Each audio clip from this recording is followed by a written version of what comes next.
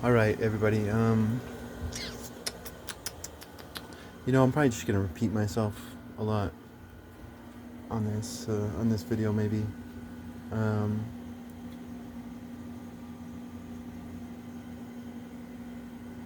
but sometimes it's okay to repeat yourself. It's good, you know. Um, Someone may not have heard your story before, so you can just tell it, even though many of the people in the room may have heard it before. It's fine. Um, because it's like, that's what a lot of toxic people do. They're just living the past over and over and over again, and they're living the glories of their past, just over and over, because their egos are just so fragile. And but it's okay.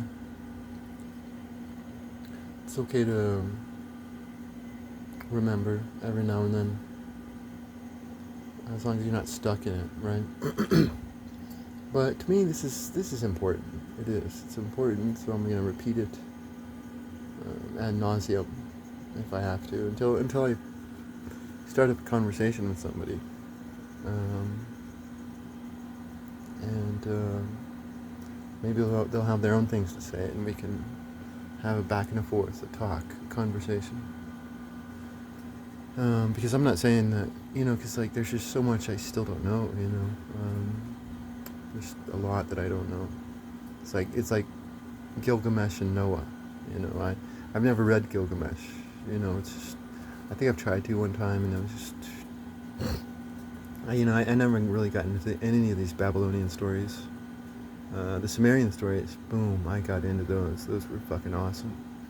I love those Sumerian stories. And then the Hermes Trismegistus, it's just like, damn, like, this guy's coding his words out, and I'm trying to decode his words. And maybe he's not. Maybe he's just, I don't know, an esoteric fool.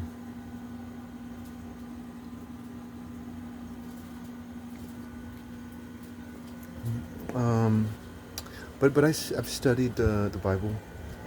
I've studied the Jewish scriptures in particular, not the New Testament, the so-called Old and New Testament, whatever. I've studied the Jewish scriptures, and like I've heard the arguments. It's like, hey, Moses is just copying these other stories. He's copying these other stories. So I've heard the argument, and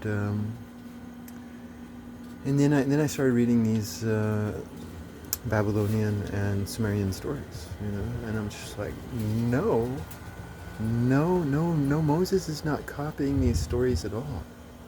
He's not. Moses is not copying these stories at all. He's commentating on those stories, right? Because like a story is different depending on who writes it, and depending on what's happening within the story. But it can be totally different. I was just flipping through, and I saw that there's going to be a new Batman series coming out.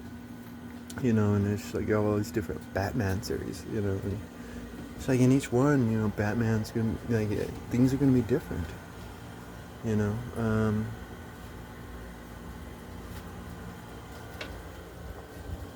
but I was listening to all this stuff, because this is the claim. This is the claim by everybody. Like Moses copies all these ancient stories, and one of the things that they mention ad nauseum is Gilgamesh and Noah, right?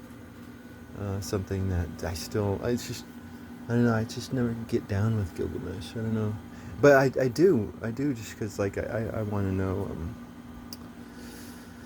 I want to know what Moses thinks about the Gilgamesh story. But which Gilgamesh story? So it's just like I'd have to read all. I'd have to just find or read all of them, and then try to figure out which one he's commentating on.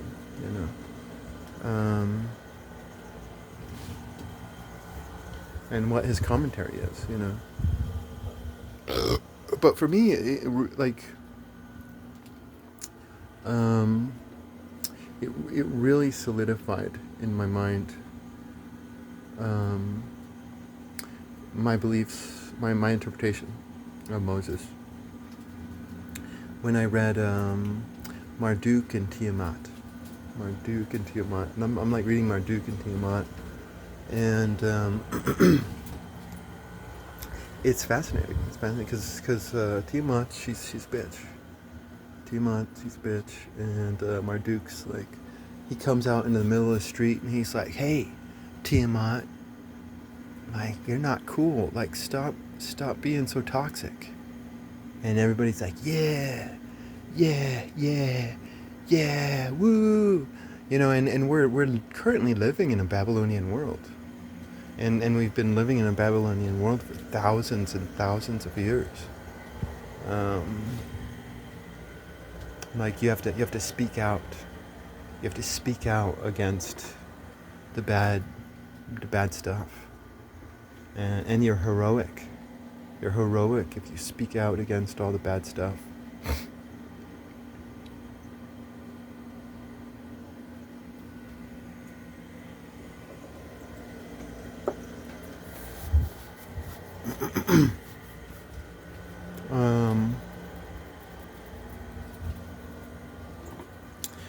But what does Moses do? Because Moses has a story where he's in Egypt.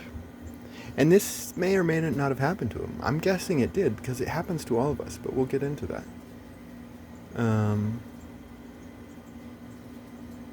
But he has a story where there's these two Jews, and they're in conflict with each other. And Moses comes along and he tries to figure out what's going on, because Moses wants to fucking make his people free and make his people awesome, because he loves all the Jews, and he just and so he tries to come up to this two Jews in conflict, and he's trying to bring them into harmony. He's trying to bring them into harmony, and so he makes his judgment, right? He makes his judgment, and he's like, "Hey, stop trying to exploit your fellow Jew." Like, he came in trying to figure out what was going on. He's like, "Hey, stop trying to exploit your fellow Jew." And he made his judgment. But he was doing it for his own good, and now we'll get into it. Because, like, that's what the modern psychologists will tell you. Like, the modern psychologists will tell you, like, one of the red flags of a toxic person is that they cannot take criticism. One of the red flags of a toxic person is that they cannot take criticism, while the good people can take criticism. And this says it many times in the Jewish scriptures. Even after Moses, like, because the people who wrote after Moses, they understood him, unlike many of us throughout history. And when I say us, I mean you. But anyways, it says when you criticize a good person, they will thank you. Right? When you criticize a good, I forgot where it says it, but it says it somewhere within the post-Moses scriptures. When you criticize a good person, they will thank you.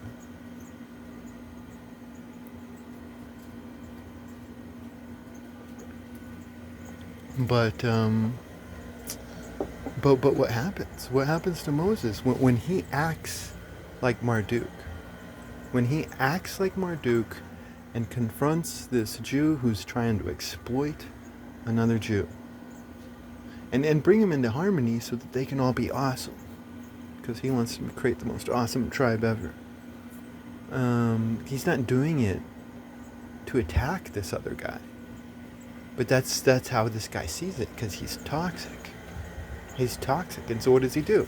He knows that Moses killed this taskmaster, right? Because the Jews have eyes, right? The Jews have eyes, right? And so he knows, and so he snitches on him. He snitches on him, and he got burnt. And again, Moses probably, this may have been a real story, it may not have, but it may have been based upon a real story, because we've all experienced it. It's like there's someone out there you love, and you want to lovingly correct them so that they can be happier. But there's just some people in the world that are determined to be miserable, and they want to spread their misery to the rest of us. See, and that's where this biblical commentary is just so fucking shallow. It's just so fucking shallow, because stories are different. Stories are depending on the story, they're different. And good stories are either whether it's realism or fantasy, they're commentary upon the human experience. And just because Moses has a story that's similar to one of these Babylonian or Sumerian or Egyptian stories, like I would love to know any of the Egyptian influence within Moses. So I still have a lot to learn.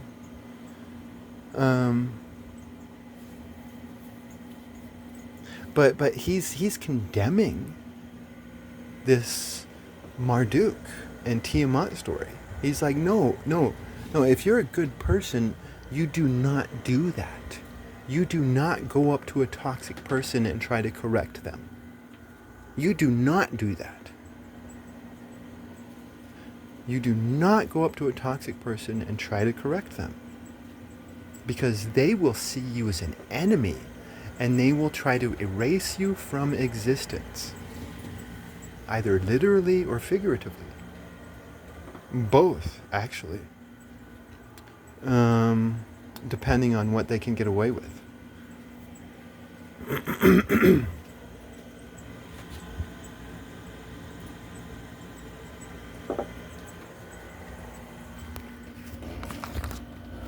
I mean, I read the like one of my favorite Sumerian stories is actually there's a lot of cool Sumerian stories out there. I've only read a few though, and all of them that I read are just fucking awesome. But it was the Tales of Ninurta, right?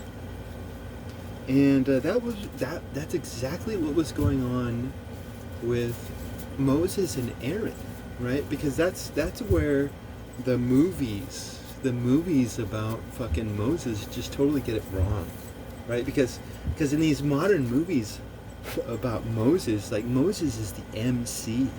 He's the MC, and there's all this dramatic stuff going on with Moses and him being the MC, and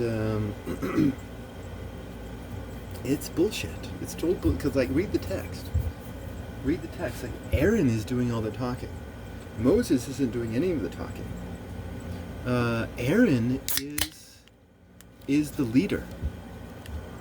Aaron is the leader, and Moses is in the background. Like, he's not saying anything, he's not doing anything, he's in the background.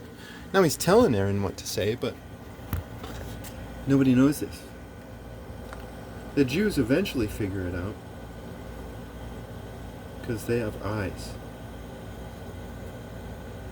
But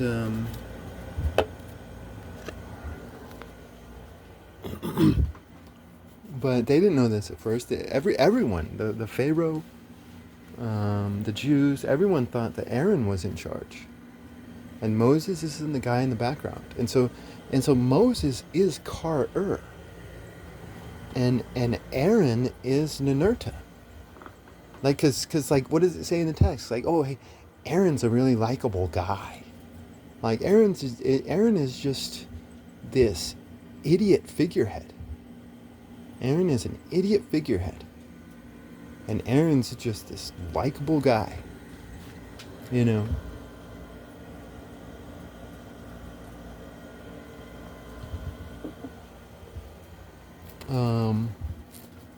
But again, Abraham comes from Ur. Like Like Moses really did like a lot of these Sumerian stories, right? Because he agreed with the human psychology of it all, right? Um, and what was fascinating to me is that a lot of the observations of the Sumerians and the observations of the modern psychologists are the same, but the approaches are different, right? Because Ninurta, it is good to praise you. Ninurta, it is good to praise you. So it is good to praise the toxic people, right?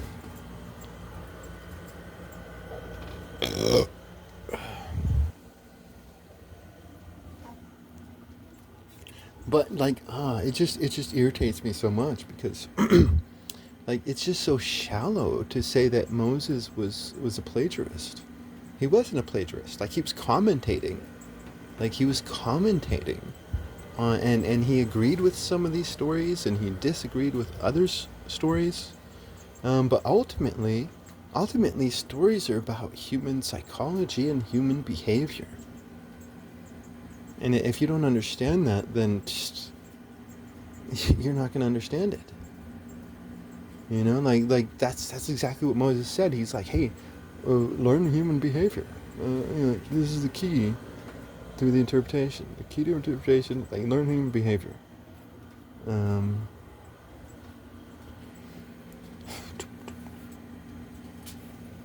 um,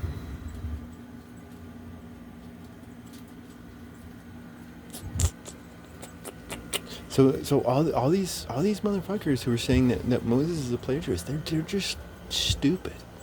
They're ignorant. They're shallow. These are shallow, really intellectually weak arguments. They are shallow, intellectually weak arguments. Um, because there's he's not plagiarizing anything. He's trying to teach. He's trying to teach, um, but he's only trying to teach to the wise.